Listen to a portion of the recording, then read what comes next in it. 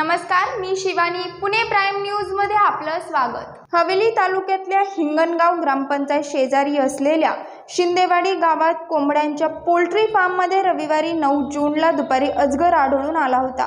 साधारणतः 8 ते 10 फुटांचा हा अजगर होता.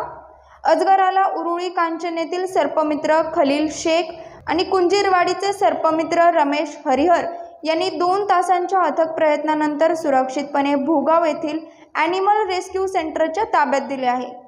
मिळालेल्या माहितीनुसार हिंगणगाव येथील शिंदेवाडी परिसरात पोल्ट्री व्यावसायिक सनी सावंत यांची पोल्ट्री आहे. या पोल्ट्रीत कोंबड्या असून दुपारी 12 वाजण्याच्या सुमारास सनी सावंत यांना लोखंडी अँगलला एक अजगर जातीचा साप दिसला.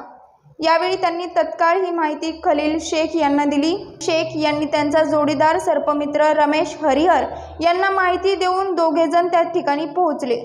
यावेळी त्यांनी उंचीवर असलेल्या अजगराला विविध क्लुप्त्या वापरून तब्बल 2 तासांच्या अथक प्रयत्नानंतर पकडण्यात आले. 8 फूट लांबीच्या या अजगराला कोणतीही इजा न करता रेस्क्यू करण्यात आले. पाहत रहा पुणे प्राईम न्यूज. धन्यवाद.